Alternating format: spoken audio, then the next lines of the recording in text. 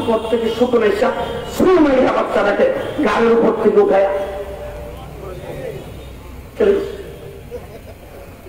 চলে যাওয়ার পরে কিছুক্ষণ পরে আসছেন শিয়াল। আইসা কর জাহাপনা আমার বাচ্চা কোথায়? বলে তোমার বাচ্চা তো শুকুন নিয়ে গেছে। শিয়ালের এক করে আশ্চর্যের ব্যাপার, আপনি বলেন আমাদের মধ্যে সবচেয়ে বেশি শক্তিশালী, আপনার গর্জনে আমরা থরথর করে কাঁপি, আপনাকে দেখলেই আমাদের শরীরের পছন্দ হয়ে যায়, আপনাকে দেখলেই আমাদের কলিজার পানি শুকায় যায়। আমার বাচ্চাটাকে আপনার কাছে আমানত দিয়ে গেলাম, সেই বাচ্চাটাকে আপনি আমানত রক্ষা করতে পারলেন না, শুকুরের কাছ থেকে বাচ্চাটাকে রাখতে পারলেন না। বাঘে ডাক দিয়ে বলে, এই আমার যত শক্তি সমস্ত শক্তি জমিনের সাথে যদি জমিনের মুসিবত তোর বাচ্চার উপর আসত, আমি সর্বশক্তি দিয়া সেটার মোকাবেলা করে তোর বাচ্চাটাকে রাখতে পারতাম। তোর বাচ্চার উপর যে মুসিবত আসছে এটা আসমানি মুসিবত, এই মুসিবতের সাথে মোকাবেলা আমি করতে পারি। বাচ্চার উপরে মুসিবত আসছে, কিসের মুসিবত? আসমানি মুসিবত। আসমানি মুসিবতের মোকাবেলা আমি বাদ করতে পারি না। খালেমে ডাক দিয়া কয়, চাহবো না ও বাদশা, আপনার রাষ্ট্রে যে মুসিবত আসছে সেই মুসিবত আসমানি মুসিবত। এই মুসিবতের মোকাবেলা 20 সেকেন্ড খাবান পানি দিয়ে হাত দেওয়া হবে না, মাস্ক লাগানো হবে না। এই মুসিবতের মোকাবেলা যদি করতে চান আসমানের মালিকের সাথে লাইন লাগাইতে হবে। এই কথা যখন বাদশা বলছেন, বলার সাথে সাথে বাদশা লাফিয়ে উঠিয়া খাদেমকে ডাক দিয়ে উজুর ফানিল। উজুর পানি দিয়ে উজু করে বাদশা নামাজের মুসল্লাই যাইয়া সেজদায় পড়ে এমন ভাবে কান্না শুরু করেছেন, ইতিহাসবিদগণ লিখেছেন কাঁদতে কাঁদতে সেজদার জায়গাটা চোখের পানিতে ভিজে ফেলছেন। সেজদায় থাকা অবস্থায় আকাশ মেঘাচ্ছন্ন হইয়া তপ্ত বৃষ্টি পড়তে শুরু করেছেন। অল্প দিনের ভিতরে জমিন থেকে ফসল ফলেছে। বার্তা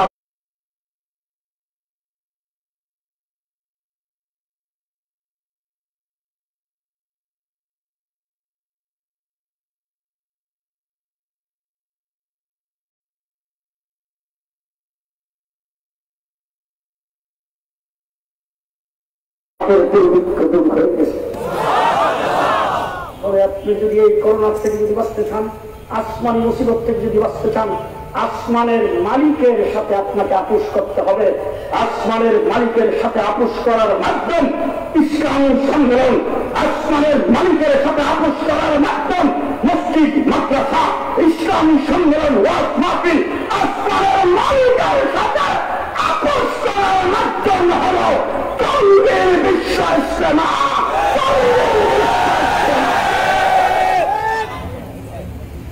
ও আমার ভাইরা, আসমানের মালিকের সাথে আপোষ করা লাগবে, ঠিক না বেঠিক?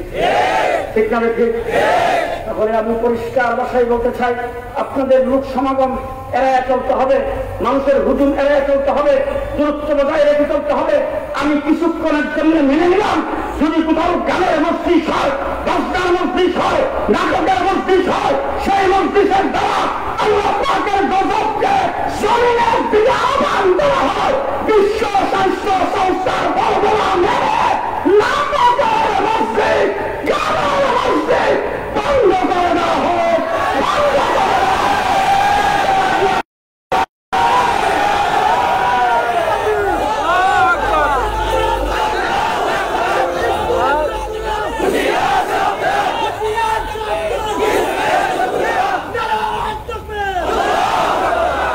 মুসলমান গানের মসজিদ বন্ধ হবে। তার কারণ হলো এর দ্বারা আল্লাহর গজব আছে। নাটকের মসজিদ বন্ধ হবে, এর দ্বারা আল্লাহর গজব আছে। ইসলামী সংগ্রাম বাংলাদেশ থেকে একদিনের জন্য বন্ধ করা যাবে না। রাজি আছেন সবাই? রাজি আছেন? সেখানে আল্লাহ পাকের রহমত হবে। রহমত আপনারা দেখতেছেন।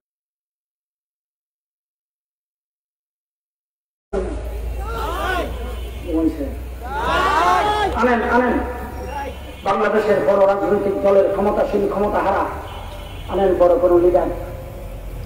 আপনাদের ফরিদপুর শহরের যে কোনো জায়গায় এই ধরনের একটা সমাবেশে বক্তৃতা করতে দেন, এর 4 ভাগের 1 ভাগ মানুষ যদি হয়, কয়েক দর্শন রেবার পুলিশ দিয়া এইভাবে বসায় রাখতে পারে। রহমতের শান্তি। ঠিক না ঠিক? পরিষ্কার ভাষায় বলতে চাই, যত নবী দুনিয়াতে আল্লাহ প্রেরণ করেছেন সমস্ত নবীকে আল্লাহ পাক বক্তা বানিয়ে পাঠাইছে। যত নবী, সমস্ত নবী বক্তা। হযরত মাওলানা হেলালুদ্দিন সাহেব ওয়াজ করেন, নবীদের সিফত হাদিস কোরআন, নবীদের সিফত তাফসীর করেন, নবীদের সিফত হযরত মাওলানা হেলালুদ্দিন সাহেব ওয়াজ করেন যে নবীদের সিফত সমস্ত নবীকে আল্লাহ পাক বক্তা বানিয়ে পাঠাইছে। আমার নবীর পরে কিয়ামত পর্যন্ত নবী কয়জন হইছে আর কয়জন হইছে? জি আজকে কোন নবী কিয়ামত পর্যন্ত দেখেন কেউ যদি এর কথা না করতে হবে না, কিয়ামত পর্যন্ত আমার নবীর পরে কোন নবী নাই, আমার নবীর পরে কোন নবী নাই, কিয়ামত পর্যন্ত নবী আসবে না। ঠিক না ঠিক? আমার নবীর নবুয়্বতি কিয়ামত পর্যন্ত চলবে, চলছে, চলবে, চলছে, চলবে। ঠিক না ঠিক? ঠিক। এবার আমাদেরকে আল্লাহ তাবারক ওয়া তাআলা বাছাই করেছেন রূহের জগতে। আমরা কিন্তু সাধারণ হাতের বাছাই না, ভালো করে মনে রাখেন। আপনাদের এইখানে ফলের দোকান আছে, বিভিন্ন জিনিসের দোকান আছে, দোকানের মধ্যে গেলে দেখবেন মানুষ পেডি হিসাবে, কার্টন হিসাবে জিনিসগুলি আইনা হোলসেল বিক্রি করার জন্য, সেল করার জন্য, দোকানে খুচরা বিক্রি করার জন্য সেখানে পেডিটারে ভাঙে, কার্টুনটারে খুলে তারপর এখান থেকে বাছাই করে একটা সবচাইতে বেশি ভালো ইডারে রাখে সবাই উপরে, আরেকটু নিম্নমানের ইডারে রাখে একটু নিচে, আরেকটু নিম্ন ইডারে রাখে আরেকটু নিচে। একই ফেডিক থেকে বের করছে, একটার দাম 80 টাকা কেজি, আরেকটা 150 টাকা কেজি, আরেকটা 180 টাকা।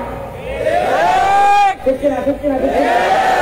আমার বাইরে কমলা কিনতে যাবেন, মালটা, আপেল যাই দেখবেন এই ক্যাটাগরি, একটা একটু ডিস্টার্ব, একটা একটু ছোট, আরেকটা দেখবেন সবচেয়ে ভালো। এটার আবার নেকড়া দিয়ে যে মুখছে, ওই নেকড়ার মধ্যে কল লাগানো। ঠিক না? ওইভাবে মুসা একই ফেরির থেকে বের করে ওইটাকে দামি বানাইছে। আমার আল্লাহ রাব্বুল আলামিন বলেন, ও দুনিয়ার বিশ্ব নবী আখিরি নবীর উম্মতেরা ভালো করে শোনো, ভালো করে শুনে রাখো। রূহের জগতে আদম থেকে শুরু করে কিয়ামত পর্যন্ত যত মানুষ পৃথিবীতে আসবে সব আমি আল্লাহ পাক এক আদমের ফেডির ভিতর থেকে বের করেছি।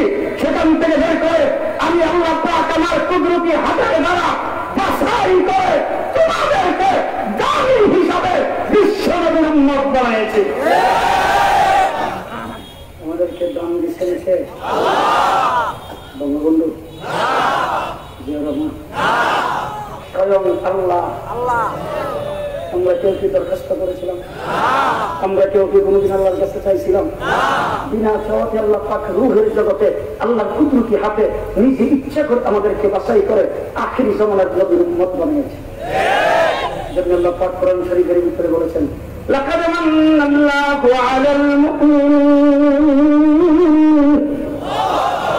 ইয বা'আসা ফীহিম রাসূলান মিন আনফুসিহিম। আল্লাহ রাব্বুল আলামিন বলেন, ও দুনিয়ার মুমিনেরা ভালো করে শোনো, আমি তোমাদের উপর সবচেয়ে বড় একটা ইহসান করেছি। সেই ইহসান হযরত আদম থেকে শুরু করে ঈসা আলাইহিস সালাম পর্যন্ত কোন নবীর উম্মতকে করি নাই। কিয়ামত পর্যন্ত সময়ের জন্য তোমাদের উপরে সেই ইহসানটা করেছি। আল্লাহকে জিজ্ঞেস করেন, ও আল্লাহ, ইহসানের তো অভাবই নাই, আমাকে ফরিদপুর শহরে বাড়ি দিছ, এটা আমার জন্য বড় ইহসান। আল্লাহ বলেন, এটাই সবচাইতে বড় না?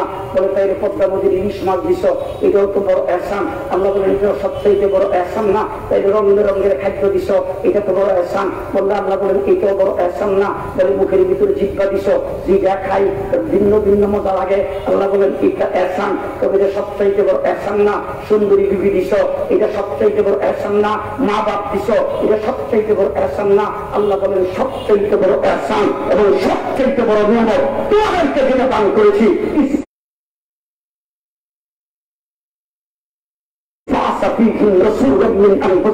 তোমাদের মধ্য থেকে বিশ্ব নবী আমার হাবিবকে তোমাদের জন্য নবী বানায়া সেই নবীর উম্মত হিসাবে তোমাদের উপরে ইহসান করেছি। সবচেয়ে বড় ইহসান তোমাদের উপরে করেছি, আর তোমাদেরকে সবচেয়ে বেশি দামি বানাইছি।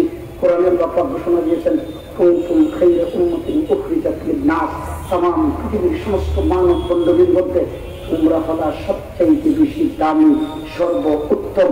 আর তোমাদেরকে যে উত্তম আর যেই দামি বানাইছি, কিয়ামত পর্যন্ত জিনিসপত্র আবিষ্কার হবে, একের পর এক, একটার চাইতে আরেকটা দামি হবে। কথা বলেন ঠিক না ঠিক? আমাদের ব্রাহ্মণবাড়িয়াতে বৈরবে একটা ব্রিজ আছে, ওই ব্রিজটা মানুষ দেখার জন্য অনেক দূর থেকে যাইতো। বাংলাদেশের অনেক বড় ব্রিজ, ওই বাবা কিছুদিন পরে হয়ে গেল আরেকটা এর চাইতে আরো বড়, গাড়ি ভাড়া খরচ করে সেটা দেখার জন্য যায়। যমুনা ব্রিজ, ওই সর্বনাশ এখন আবার হয়ে যাচ্ছে পদ্মা ব্রিজ। এই পদ্মা ব্রিজের পরে এরপর আমাদের দেশের সঙ্গী আছে, হাতি আছে, আরো কত কিছু যে হয়ে যাবে, এর চাইতে বড় হইতো আরো আবিষ্কার হবে। আমার আল্লাহ বলেন, পৃথিবীতে একটা দামি জিনিস হইবে, এর চাইতে দামি পরবর্তী লোকজন এসে আরেকটা দামি আবিষ্কার করে। তোমরা যে সবচাইতে দামি, কিয়ামত পর্যন্ত তোমাদের চাইতে দামি আর কোন আবিষ্কার হবে না। সবচাইতে বেশি দামি কুনতুম খায়রা উম্মাতিন উখরিজাত লিন-নাস, বলে তোমাদের দামের কারণে আমি আল্লাহ পাক তোমাদের জীবনটা প্রতিটা মুহূর্ত আমি দামি বানিয়েছি। বলে কেমন ভাবে দামি বানাইবে? আল্লাহ রাব্বুল আলামিন বলেন, দেখো মানুষ তো দুনিয়াতে অনেক কোম্পানির সাথে ব্যবসা করে, বিভিন্ন কোম্পানির লোকে ব্যবসা করে। বড় কোনো কোম্পানির সাথে যদি ব্যবসা করে, তার জন্য কিন্তু ফেরি দেওয়া দাঁড়ায় থাকে। এই কোম্পানির লোক আসতেছে, বুঝেন না কারবার, তার রাস্তাঘাটে ব্যবসা বাণিজ্যে আপনাদের ফরিদপুরে কোম্পানির সাথে একজন বড় ব্যবসায়ী, তিনি যদি ঢুকে প্রত্যেক দোকানের মধ্যে কোম্পানির মালগুলির সামনে এলা, মানে আপনার কোম্পানির মাল যে আমরা বিক্রি করি, এটা দেখাইবার জন্য কত কিছু করে। আমার আল্লাহ রাব্বুল আলামিন বলেন, ইন্নাল্লাহ হাশতারা মিনাল মুমিনিন, দুনিয়ার মুমিন যারা আছো তোমরা ভালো করে শুনে রাখো, আমি আল্লাহ তোমাদের সাথে ব্যবসা করি। আল্লাহ ব্যবসা করেন কার সাথে? মুমিনের সাথে। এবার দুনিয়ার যত কোম্পানি আছে সমস্ত কোম্পানির সাথে ব্যবসা করবা।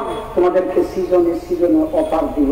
যেমন মনে করেন স্বাধীনতা দিবসের অফার, এটা কিন্তু গেছে গা, বিজয় দিবসের অফার, এটাও গেছে গা। তারপরে সামনে যে কোন অফার আয়, ঈদের অফার, ইমুক অফার, সিমুক অফার, সিজনে সিজনে অফার দেয়। আমার আল্লাহ বলেন, তারা যে অফারটা দেয় এটা খুব সীমিত অফার।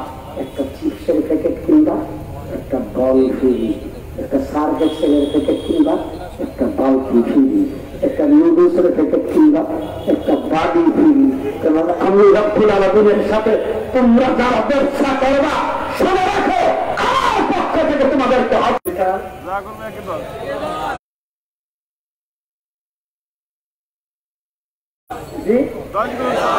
এটা বোধ পুরুষে করলে, মেয়ে লোকে করলে, এটা বোধ জানুয়ারি মাসে,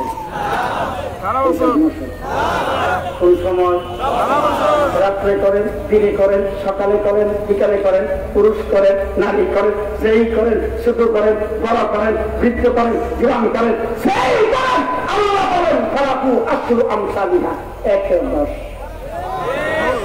তোমাদের জীবনটা প্রত্যেকটা জীবন দাবি। তুমি রাস্তা দিয়ে একটা সময় হসত খাইছো, ইমানদার যদি হয়ে থাকো, হসত খাওয়ার দ্বারা তোমার গুনাহ মাফ হয়েছে। তুমি একটা জিনিস হারাই ফেলছো, সেটাকে তালাশ করতে দেরি হয়েছে, পেরেশানি হয়েছে, এটার দ্বারা তোমার গুনাহ মাফ হয়েছে। তোমার শরীরে জ্বর, সর্দি, কাশি আসছে, সেটার দ্বারা তোমার গুনাহ মাফ হয়েছে। আর তোমার প্রত্যেকটা সেকেন্ড, প্রত্যেকটা মুহূর্ত আমি আল্লাহ পাক দামি বানিয়ে দিয়েছি। তার কারণটা হলো তোমার নবী দামি,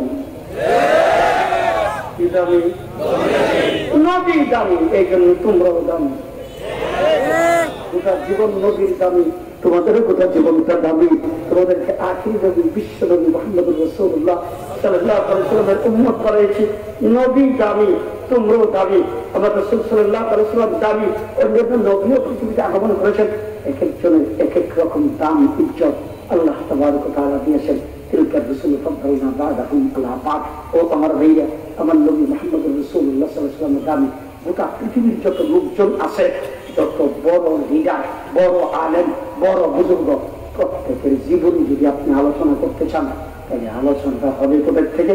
হযরত মাওলানা হেলালুদ্দিন সাহেবের জীবনী আলোচনা করবে। জন্ম থেকে শুরু হবে, মৃত্যু পর্যন্তই শেষ।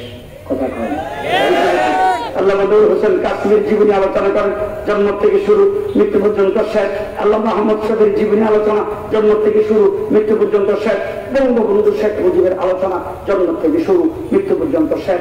জিয়াউর রহমানের আলোচনা জন্ম থেকে শুরু মৃত্যু পর্যন্ত শেষ। আর আমার নবী মুহাম্মদুর রাসূলুল্লাহ সাল্লাল্লাহু আলাইহি ওয়াসাল্লামের আলোচনা পৃথিবী সৃষ্টির আগে থেকে শুরু, হাসর নসর হওয়ার পরেও শেষ। নবী সাল্লাল্লাহু আলাইহি ওয়াসাল্লামকে দুনিয়াতে এখনো আসেন নাই, রাসূল সাল্লাল্লাহু আলাইহি ওয়াসাল্লামকে দুনিয়াতে এখনো বানান নাই। হযরত আদম আলাইহিস সালামকে বানাইছে, বানাইয়া তারপরে আরশের নিচে নিয়ে রাখছেন। ওখান থেকে আদমকে জান্নাতের ভিতরে নিয়ে ঢুকাইছে। আদম আলাইহিস সালাম জান্নাতের মধ্যে বসবাস করতেছেন। হঠাৎ করে দিন আল্লাহকে জিজ্ঞেস করেছেন, ও আল্লাহ, জান্নাতের ভিতরে এসে ঢুকলাম, আর আমাকে যখন সৃষ্টি করে ভিতরে রূপ দিছ, আর আমি যে দিকে চাকাই সেই দিকে খালি তোমার নামের সাথে একটা নাম দেখতেছি, এইটা থেকে তো চিনলাম না, বুঝতেও পারলাম না। আল্লাহ বলেন, তুমি কি নামটা দেখলা? বলে, কেন? যেখানে দেখি এখানে দেখি লা ইলাহা ইল্লাল্লাহ মুহাম্মাদুর রাসূলুল্লাহ, তোমার নামের সাথে মুহাম্মাদুর রাসূলুল্লাহ এই নামটা করতে চাইলো। আল্লাহ বলেন, কোথায় দেখলা তুমি? বলে, আরশের নিচে যখন ছিলাম, আরশের দিকে তাকায় দেখি আরশের চতুর্দিকে লেখা লা ইলাহা ইল্লাল্লাহ সাথে মুহাম্মাদুর রাসূলুল্লাহ। আরশের নিচ থেকে ফেরেশতারা আমাকে আনতে গেছে। প্রত্যেকটা ফেরেশতার কপালের মধ্যে বড় বড় অক্ষরে লেখা লা ইলাহা ইল্লাল্লাহ মুহাম্মাদুর রাসূলুল্লাহ। আমাকে এই জান্নাতের ভিতরে ঢুকাবে। জান্নাতের চাইতে বিশাল সাইনবোর্ডের মধ্যে লেখা লা ইলাহা ইল্লাল্লাহ মুহাম্মাদুর রাসূলুল্লাহ। ভিতরে দুইটা দেখি, প্রত্যেকটা গাছের পাতায় আর ফুলের পাপড়িতে লেখা লা ইলাহা ইল্লাল্লাহ মুহাম্মাদুর রাসূলুল্লাহ। ভিতরে দুইটা রং বেরঙের আসবাবপত্র যা দেখলাম, প্রত্যেকটা আসবাবের গায়ে লেখা লা ইলাহা ইল্লাল্লাহ মুহাম্মাদুর রাসূলুল্লাহ।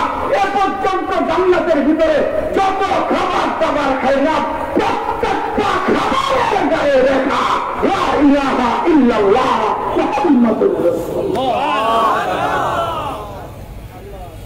আল্লাহ পাক জিজ্ঞেস করেন, আদম তুমি চিনো নাই? বলে, না, চিনি নাই। আল্লাহ কি জবাবটা দিয়েছেন? মুহাদ্দিস এখানে বসা আছেন। আল্লাহ পাক জবাব দিয়েছেন, লাউলা কালামা খালাকতা ইয়া আদম, তারে যদি না বানাইতাম তোমারও বানাইতাম না। তাকে যদি না বানাইতাম তোমারও এখন আমি যে আলোচনা করলাম, এই আলোচনার রবিউল আব্বালের পরের ঘটনা। রবিউল আব্বালের পরে তো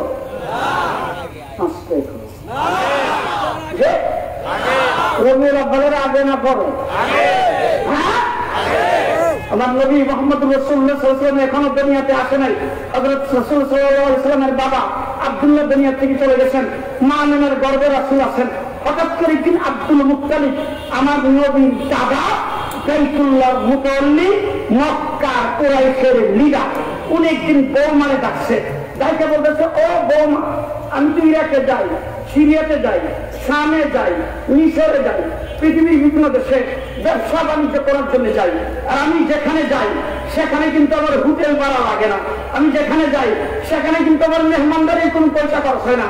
কারণ কুরাইশের লিডার, মক্কার লিডার, বাইতুল্লাহর মুতাওয়াল্লি, মানুষ আমার এমনি তো মেহমানদারি করে। এরপর আমার যে হাদিয়া দেয়, খারাপ কোনো জিনিস তো দেয় না, ভালো ভালো দামি জিনিস দেয়। আমার পৃথিবী বিখ্যাত উন্নত মানের বিভিন্ন দেশ থেকে আমাকে মানুষ আতর হাদিয়া দেয়, সেন্ট হাদিয়া দেয়। আমি সেইগুলি ব্যবহার করি। আমার থেকে উন্নত মানের আতর এই দেশে কেউ ব্যবহার করতে পারে না। কিন্তু বৌমা, একটা জিনিস আমি আশ্চর্য হয়ে গেলাম, এত পৃথিবীর বিভিন্ন দেশের উন্নত মানের আতর ব্যবহার করি, কিন্তু তোমার শরীর থেকে যে জান বের হয়, এরকম জানের আতর আমি পৃথিবীর কোথাও পাই না।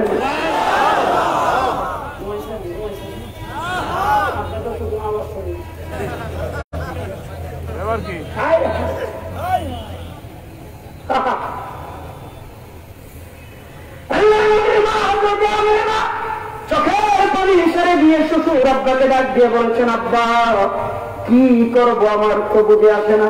আমিও তো চিন্তা ভাবনা করে পাই না, ঘর থেকে বের হই না, দোকানে দোকানে যাই না, কোন জায়গার থেকে আতর কিনে আনা তো আমার কোনো চেষ্টা নাই। কিন্তু কি বলবো, যেদিন থেকে এই সন্তান আমার পেটে গেছে, ওই দিন থেকে আমার শরীর থেকে নেশে আম্বের চাইতে বেশি শুক্রাম বের হইতে শুরু করেছে। শ্বশুর আব্বা আমি কি করবো? যেদিন থেকে সন্তান পেটে গেছে আমার শরীর থেকে গাম বের হয়, গামটা মিশকে আমার চাইতে বেশি সুগন্ধি। আমি জামা কাপড় পরি, সেটার মধ্যে সুগন্ধি। আমি বিছনার মধ্যে শুই, বিছনার মধ্যে সুগন্ধি। আমি চেয়ারে বসি, চেয়ার থেকে সুগন্ধি। ও শ্বশুর আব্বা শুধু তাই না, মুখ থেকে তুতু বের হয়, তুতুরা মিশকে আমার চাইতে বেশি সুগন্ধি। ও শ্বশুর আব্বা শুধু তাই না, কুয়ার থেকে পানি উঠাইতে যায়, চাইয়া দেখি অন্যান্য নারীরা বালতি দিয়া রসি দিয়া তাই না পানি উঠাইতে হয়, আমার জন্য পানি কুয়ার পার পর্যন্ত এসে শ্বশুর আব্বা আরো আশ্চর্য খবর আছে। বলে কি? বলে প্রত্যেক বের হইলাম প্রচন্ড রুদ্রের ভিতরে, বের হইতে দেরি আকাশের মেয়ে গাইছে আমার মাথার উপরে ছায়া দেখতে দেরি। আরো আশ্চর্য। বলে কি? বলে শক্ত শক্ত পাথর, পাথরের মধ্যে আমি যখন পারা যাই পাথরটা তুলার মধ্যে নরম হয়ে যায়। রাস্তা দিয়ে হেঁটে গেলে রাস্তার সাইডের গাছগুলি আমার সামনে মাথার উপর করে সালাম করতে থাকে। শুধু তাই না, যেদিন থেকে সন্তান পেটে গেছে ওই দিন থেকে আমি চক্ষু বন্ধ করলে আমি স্বপ্ন দেখি জান্নাতের হুর গিলমান আমাকে সালাম জানাইতেছে, বিবি হাওয়া, বিবি আসিয়া, বিবি মারিয়াম আমাকে সালাম জানাইতেছে, চন্দ্র সূর্য আমাকে সালাম জানাইতেছে।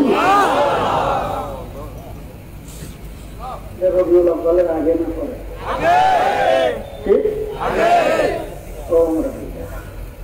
শেষ কথা, সময় কম, সামনে আরো প্রোগ্রাম আছে। হযরত ইব্রাহিম আলাইহিস সালামের নাম শুনছেন তো? হযরত ইব্রাহিম আলাইহিস সালামকে আল্লাহ পাক মুজিজা দান করেছেন, আর তার সম্মান ইজ্জত আর তার শান হলো নমরুদে তাকে আগুনে ফেলাইছে। কোন দুনিয়াতে বুঝেই না দিচ্ছি যে এই জিরা বুঝে খুব ভালো করে শোনার। এখানে জমিনের উপরে সর্বপ্রথম আহলে হকের বিরুদ্ধে বাতিল যে ডাক দিছে খেলা হবে, সর্বপ্রথম নমরুদে ডাক দিছে। সর্বপ্রথম নমরুদ বলছে খেলা হবে।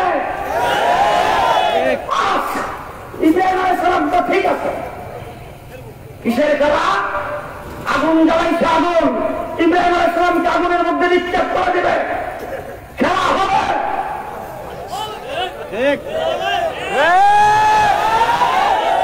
জিবরাইল আমিন আইসা হযরত ইব্রাহিম আলাইহিস সালামকে কয় খেলা হবে, আপনি একা খেলবেন কেন? আমরা আপনার সাথে আছি। মিকাইল আইসা কয় আমিও আইছি, ইসরাফিল কয় আমিও আইছি। হযরত ইব্রাহিম আলাইহিস সালাম জিজ্ঞেস করতেছে কি জন্য আইছো? জিবরাইল আমিন কয় আমার তো খবর আপনি জানেনই, এই জানি নিবাইতে আমার তো বাউ দিন শেষ।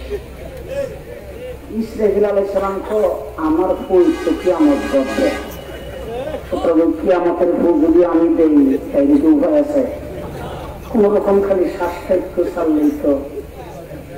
মিকাইল আলাইহিস সালাম কয় বেশি লাগবে না, একটু দিলেই।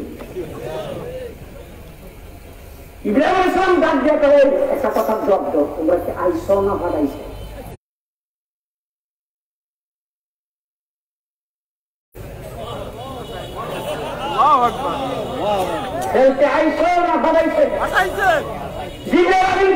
আমরা কি নিজে আসতে পারি নাকি?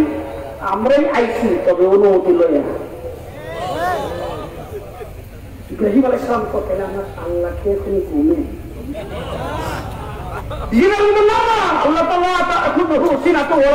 ঘুমায় না, ঘুমের বাবা আল্লাহ আছে না। ইব্রাহিম আলাইহিস সালাম ডাক দেখাও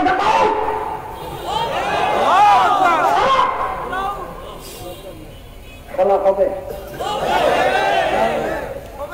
হযরত ইব্রাহিম আলাইহিস সালাম ডাক দিয়া তো দেখাও, নমরুদ ডাক দিছে খেলা হবে। আমার জন্য আগুন প্রজ্বলিত করেছেন, জামা কাপড় খুলে ফেলছেন, এই মুহূর্তে আমাকে আগুন নিক্ষেপ করে দিবে। আমার আল্লাহ যদি আগুনে আমাকে জ্বালায়া খুশি থাকে, আমি জ্বালাই খুশি, তোমরা দাও।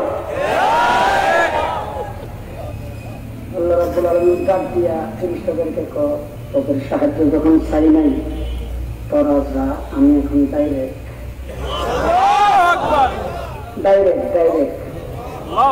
খেলা হবে, বুঝলে?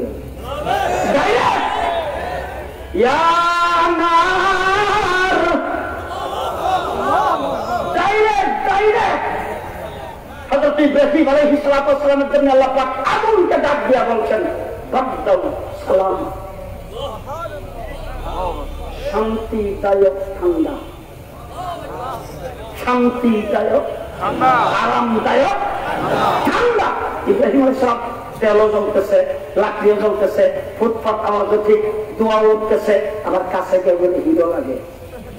কারণ আমার আল্লাহ পাক আগুন একটা ভূমিকা দিতে দিয়ে দিতে, এই সাবধান, লাকড়ি আর তেল জ্বালানো কমাইবি না, ফুটপাত আওয়াজও কমাইস না, রঙ অন্যরকম জিনিস না, যা সব তাই থাকি, শিকারের উপর দিন দূর রাখি, সবকিছু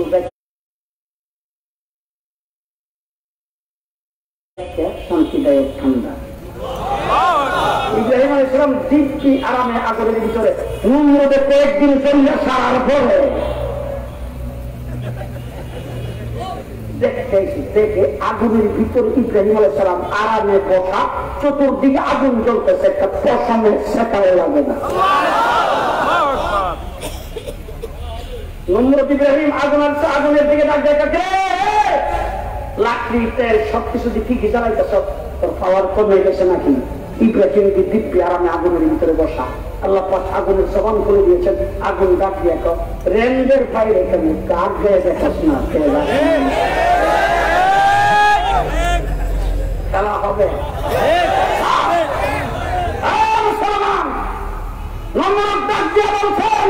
ইব্রাহিম, আগুন থেকে তোমার আল্লাহ তোমাকে বাঁচায় ফেলছে, তোমার সঙ্গে আর খেলা না, খেলা এবার হবে তোমার আল্লাহর সাথে। তো ঠিক আছে, ঠিক আছে, আল্লাহর সাথে খেলতে গেছেন নমরুদ। আমার আল্লাহ পাক বলছেন, ইব্রাহিম চিন্তার কোনো কারণ নাই, দুনিয়ার কোনো মানুষকে লাগাবো না, মশা পাঠাবো, মশা পাঠাইছে, মশা। মশা যখন লম্বা চলা, তখন আমি সেদিকে যাইতে চাই না, শুধু ইশারা দিয়ে যাচ্ছি। মশা যখন কামড়াতে শুরু করে দিছে, সমস্ত ফুলজা সৈন্য সামন্ত যখন বইয়ে আরম্ভ করছে, নমরুদকে দিচ্ছে দৌড়। একটা মশা ব্রিজের গোড়ায় খাড়া, এটা যুদ্ধের ময়দানে আসেনি। নমরুদের দিকটায় মশারা আল্লাহ রে আল্লাহ আল্লাহ আল্লাহ রাজ্য তুই এখানে কি করো, যুদ্ধ চলতেছে ওখানে তুই এখানে কি করো? আল্লাহ, আমিও যুদ্ধে যাওয়ার জন্য আসছিলাম, কিন্তু আমি ল্যাংড়া হওয়ার কারণে যারা যুদ্ধে গেছে এখন এখানে খাবি, আমার ডাক দিলে কেন? আমার সামনে দিয়ে তো বড় রাজা, বড় রাজা। আল্লাহকে এখন কি করতে বলে? আল্লাহ ল্যাংড়া পেতে পারতে অনুমতি চাই। এই ল্যাংড়া মশার দ্বারা জুতার বাড়ি খাওয়াই নমরুদকে দুনিয়ার থেকে জন্মের মতো বিদায় করে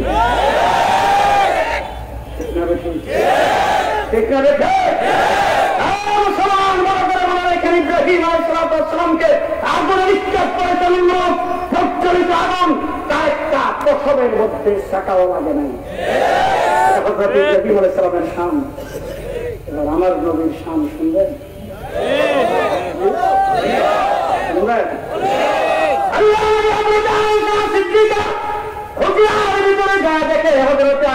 রুটি বানায়, রুটি চিনি তো, কি দিয়ে বানায়? Balloon, balloon. আল্লাহর নবী আয়েশাকে ডাক দিয়ে বলেছেন, আয়েশা বেলুনটার একটু কাই আমাকে দাও। আপনারা বুঝছেন না, আমাদের দেশে কেরা কেরা কেরা, এই যে রুটি বানাবার সময় শুরু করে গোলা গোলা গোলা গোলা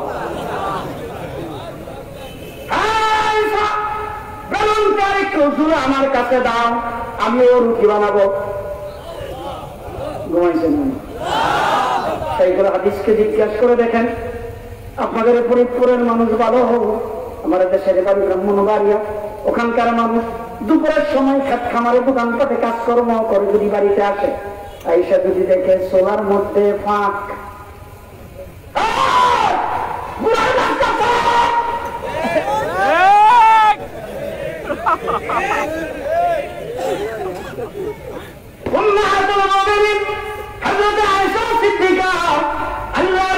সম্পর্কে বলেছেন রাসূল, ঘরের মধ্যে এসে যখন দেখতেন ঘরের মধ্যে পাঁচ এখনো শেষ হয় নাই, আমাদের ঘরে চোলা জ্বলত না, পাক হইত না, হাবিয়া তোফা কিছু আছে আমরা যখন পাকাইতাম, আল্লাহর নবী এসে যখন দেখতেন পাক এখনো শেষ হয় নাই, রাসূল কোনদিন কপালের চামড়া গুছাই না, আল্লাহর নবী কোনদিন চেহারা খারাপ করে নাই।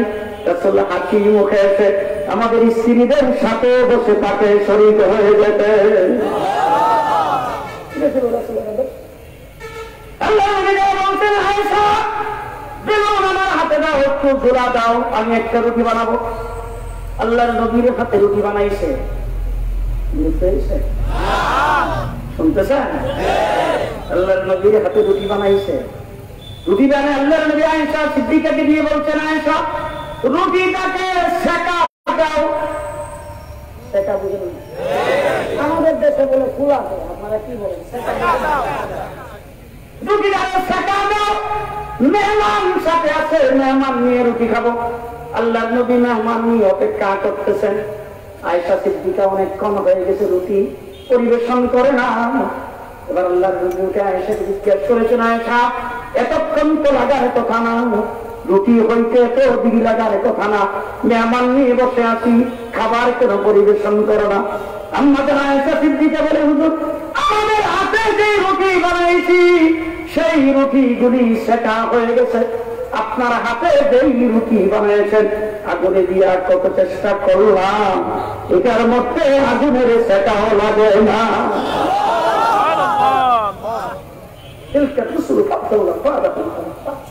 হযরত ইব্রাহিম আলাইহিস সালামের স্বামী তাকে আগুনে নিক্ষেপ করছেন, আগুনে তার পশমেরও সেকা লাগে নাই। আমার নবীর হাতে রুটি বানিয়েছেন, রুটিতে আগুনের সেকা লাগে না।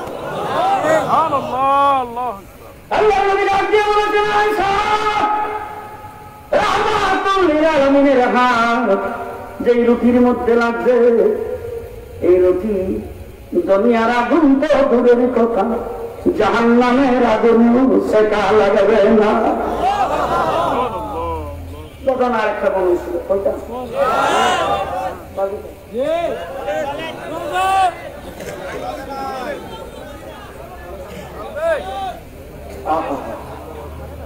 হযরত আনাস রাদিয়াল্লাহু তাআলা নাম শুনছেন? আল্লাহর নবীর 10 বছরের খাদেম, কার খাদেম? রাসূলের 10 বছরের মেহমান দাওয়াত দিছে বাড়িতে। তো মেহমানরা যখন খাইতেছে, সামনে একটা দস্তরখান বিছাইছে, দস্তরখানটা ময়লা, লম্বা চূড়া ঘটনা, হাদিসের আবার অনেক লম্বা, আমি এগুলো বলতে চাই না, শুধু সংক্ষেপে আপনাদেরকে বোঝার জন্য বলছি। দস্তরখানটা ময়লা দেখিয়া হযরত আনাস দস্তরখানটাকে দইরা দিল মাইরা ফেলাই দিয়েছে সোলার ভিতরে, কোনখানে সোলার ভিতরে ফেলাইছে, করে দাও দাও করে আগুন জ্বলছে, দাও দাও করে আগুন জ্বলার পরে আগুন জ্বলা শেষ হয়ে যাওয়ার পরে হযরত আনাস মেহমানরা মনে করেছেন এই দস্তরখান বোধহয় আর ব্যবহার করবে না, নতুন দস্তরখান নিয়ে আসবে। একটু করে সোলার ভিতর থেকে দস্তরখানটা বের করে এইভাবে যারা দিয়েছেন মেহমানদের সামনে এনে বিছাইছেন, দেখে মহিলার বংশ নাই, সম্পূর্ণ দস্তরখানটা নতুন। এভাবে মেহমান যারা ছিল তারা কেউ, তুমি বোধহয় দিল্লি গেছিলা কিছুদিন ভিতরে, না দিল্লি গেছিল বলতে বোধ হয় কলিকাতা না হলে ঢাকা, বলে না না তোমরা কেমনি বুঝলা, বলে তাই ফায়ার গ্রুপ দস্তরখান কই তাই না, ফায়ার গ্রুপ আগুন স্পর্শ করে না, এরকম দস্তরখান পাই না।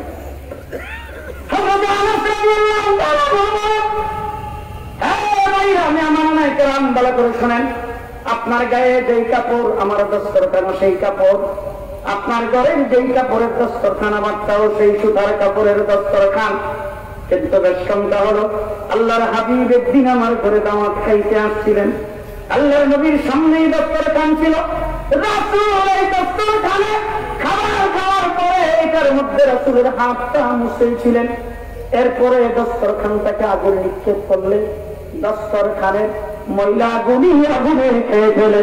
আল্লাহর নবীর হাত লাগার কারণে দস্তরখানের সুতার মধ্যে আগুনের সেকা লাগে না।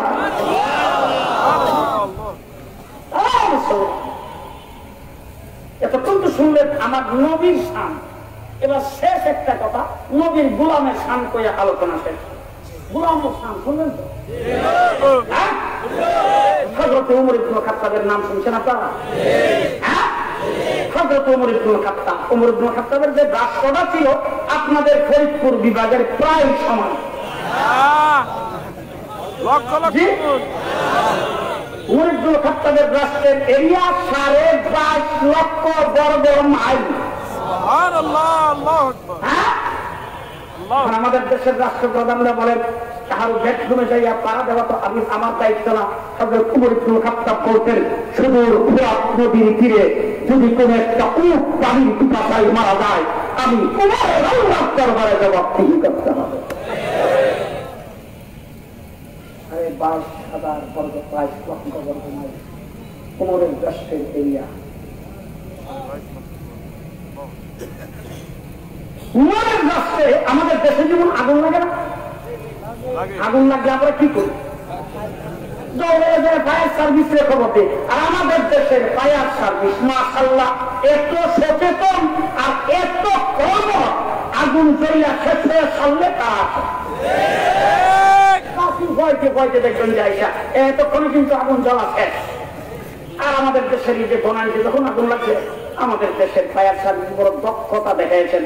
কারণ হেলিকপ্টার দিয়ে পানি নিচে আগুন নিভাবার জন্য হেলিকপ্টার দিয়ে যে পানিতে আসে পাল্টি একটারও তলা নাই, নিচে নিচে পানি শেষ। মদিনার পাহাড় থেকে রৌদ্রের তাপে আগুন জ্বলে জলদল করে মদিনার দিকে আসতেছে। ওমর ইবনে খাত্তাব যখন রাষ্ট্রপ্রধান আমিরুল মুমিনিন খলিফাতুল মুসলিমিন মদিনাবাসীর উজ্জ্বল হিসেবে হযরত ওমরকে দিয়ে বলেছেন ওমর তাড়াতাড়ি ফায়ার সার্ভিস পাঠাও। আমাদের বাড়ি ঘরের দিকে আগুন দৌড়ে আসতেছেন, দাউ দাউ করে আসতেছেন। এবার হযরত ওমর ইবনে খাত্তাবের ফায়ার সার্ভিস কত শক্ত।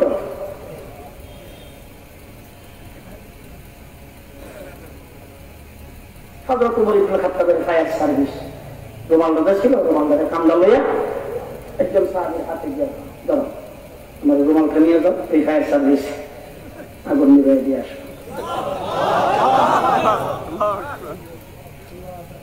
হযরত ওমর ইবনে খাত্তাবের এই রুমাল নিয়ে ওই সাহাবী আগুন যে দাউ দাউ করে আসতেছে সামনের দিকে আগুনের সামনে বরাবর দাঁড়ায়া যাও যাও যাও।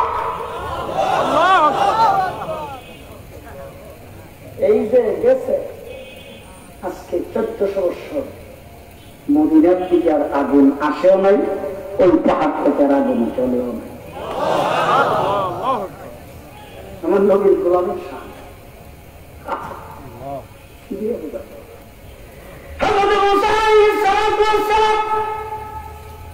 বনী ইসরাঈলের গ্রুপ নিয়ে মরুভূমির উপর দিয়ে যাচ্ছেন। মরুভূমিতে পানির কোন ব্যবস্থা নাই। মুসা উম্মতেরা মুসা আলাইহিস সালামের কাছে দাবি জানাইছেন, মুসা তোমার আল্লাহকে বলো পানির ব্যবস্থা করে দিতে। হযরত মুসা আলাইহিস সালাম আল্লাহকে ডাক দিয়ে বলেছেন আল্লাহ পানি কোথায় পাই? আল্লাহ রাব্বুল আলামিন ডাক দিয়ে বলেন মুসা হাতে যে শ্বশুর বাড়ির সালামি। আরে বাবা এটা শ্বশুর বাড়ির সালামি তো, হাতের মধ্যে যে শ্বশুর বাড়ির সালামি, এই সালামিটা দিয়ে পাথরের মধ্যে আঘাত করো। যেই পাথরে আঘাত করেছেন 12টা নহর জারি হয়েছে।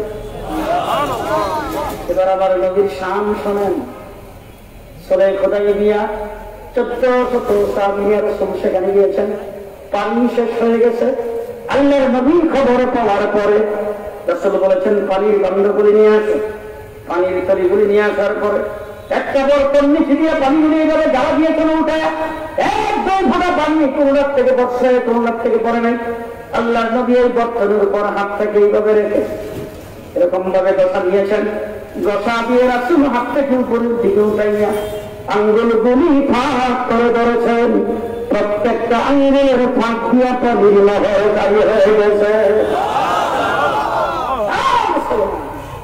সেই নবীর মত খুশি না দাদা? আরো বলে নবীর উম্মত হওয়াতে যদি খুশি হয়ে থাকেন 3.5 হাত বডি হবে নবীর মতো। নবীর রঙে রঙিন যদি 3.5 হাত বডি করতে পারেন, নবীর রঙে রঙিন যদি জিন্দেগি করতে পারেন, আমার রাসূল বলেছেন উম্মতেরা ভালো করে শোনো, আমার চাচা জাহান্নামে যাবে, আগুনে জ্বলতে থাকবে, আমি দেখবো জানবো কি, কিন্তু সুপারিশ করার অধিকার আমার থাকবে না। আর তুমি পরীক্ষার জন্য গ্রহণ করেছো, 1000 বছর পরে যদি তুমি আমার রঙে রঙিন হতে পারো, যতক্ষণ তোমাকে সুপারিশ না করে জান্নাতে নিতে না পারবো, আমি নবী জান্নাতে কদম দেব না। উম্মতের জন্য সবথেকে জরুরি হলো নবী। ওয়াদুহা সূরা নাযিল হয়েছে, ওয়াদুহা আল-লাইলি ইযা সাজা মা বাদ্দাআকা রাব্বুকা ওয়া মা কালা। জিবরাইল আমিন যখন আয়েশা সূরা নাযিল করতেছে, ওয়ালা সাউফা ইউতিকা রাব্বুকা ফাতারদা, এই আয়াতে যাওয়ার পরে আল্লাহ নবী জিবরাইল আমিনকে থামো। জিবরাইল আমিন হুজুর সুরাটার সামনে রবা দিয়েছে, বলে রাখাম আমার এখানে কিছু বলার আছে। ওই সূরার ভিতরে ওই আয়াতের ভিতরে আল্লাহ পাক বলছেন, ও হাবিব, ও মাহবুব, ওয়ালা সাউফা ইউতিকা রাব্বুকা ফাতারদা, আপনার রব আপনাকে দিতেই থাকবে, দিতেই থাকবে, দিতেই থাকবে, দিতে দিতে ফাতারদা, আপনি রাজি হয়ে যাবেন। হুজুর আকরাম সাল্লাল্লাহু আলাইহি ওয়াসাল্লাম আল্লাহ দিতে থাকবে, আমিও তাড়াতাড়ি রাজি হইতাম না।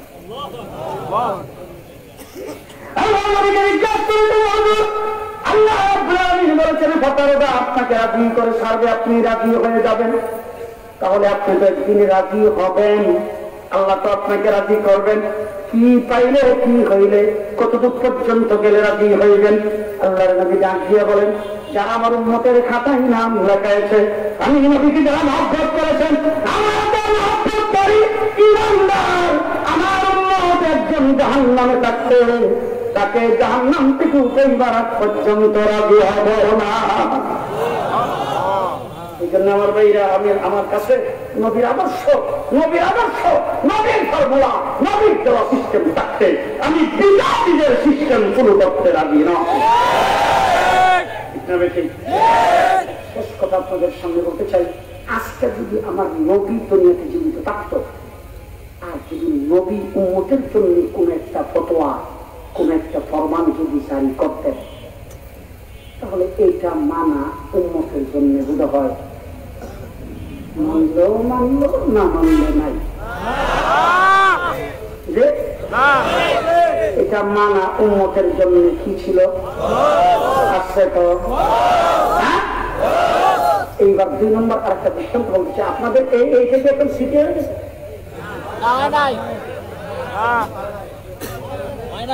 আল্লাহ এটাকে তাড়াতাড়ি সিটি বানায় দেব, সকলে বলে নাম। তো ওই যে পৌরসভার একজন মেয়র আছে তো, জি, তো ওই মেয়র সাহেব মনে করেন কোন কারণে 2-3 মাসের জন্য দেশের বাহিরে গেছেন, বা ওনার চিকিৎসার জন্য গেছেন, চেক আপ করাইতে গেছেন। উনি যখন দেশের বাহিরে চলে যাবেন, তখন কি এইখানে মেয়র আরেকজন থাকবে? তো উনি কাউকে নায়েব বানায় যাবেন কিনা? একজনকে তিনি নায়েব বানায় যাবেন। আচ্ছা, নায়েব যে বানায় যাবেন, এটা কি ইমাম পরিষদের সভাপতি? উনি নায়েব বানাবেন ওনার একজন কাউন্সিলরকে, ওনার মেম্বারদেরকে, ঠিক আছে? এবার আপনারা বলেন তো, যাকে তিনি নায়েব বানাইছেন, পরের দিন থেকে এই শহরে যখন ওই নায়েবে মেয়র, যখন কাউন্সিলর সাহেব যে নায়েবে মেয়র, উনি যখন এখানে চলবেন, তখন উনি মেম্বারের গাড়িটা দিয়ে চলবেন না মেয়র রাস্তা দিয়ে? উনি রাস্তা দিয়ে হাঁটলে বোধহয় মানুষ বলবে মাননীয় মেম্বার সাহেব। পরিষদে মিটিং করতে গেলে অন্যান্য মেম্বাররা যারা আছে তারা কি বলবে? মাননীয় মেম্বার। কি বলবে? মাননীয় মেয়র সাহেব। রেজুলেশন পাস হওয়ার পরে যখন উনি সই করবেন, সইটা কি কাউন্সিলরের জায়গায় করবেন না মেয়রের জায়গায়? কথা বলেন, কথা বলেন।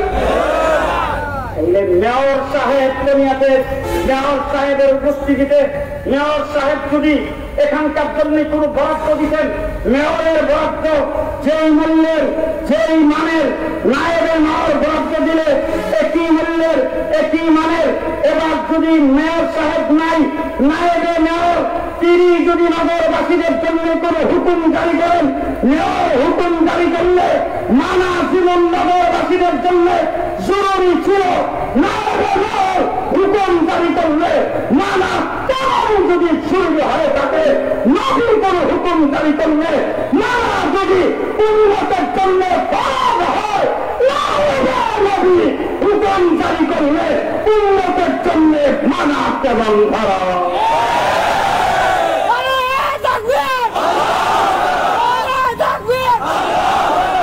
কথা কি বুঝে আসতেছে? বুঝে আসতেছে? জি। এখন দেখেন সারা দেশটা মুক্তিতে ভরে গেছে। বাবা বড় বড় লিডারে দেখছেন দাঁড়ায় আছে মাইকের সামনে কত ধরনের ফতোয়া।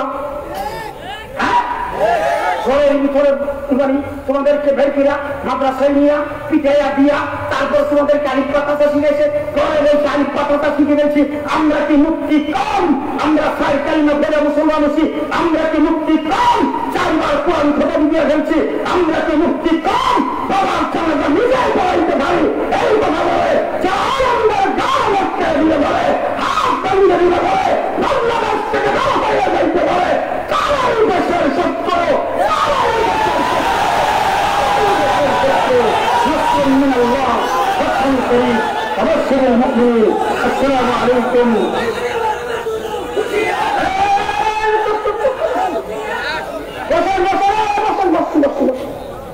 তার কাছে থেকে যে উচিত আমরা বসুন। আচ্ছা এই মাহফিলটা এবার হচ্ছে, আগামী 2041 আরেকবার হোক।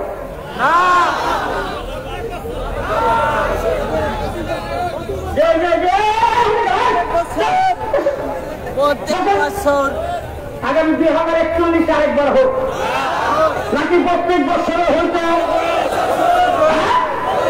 প্রত্যেক বছর এই মাহফিলটা হোক। কেনা কেনা সান দেখি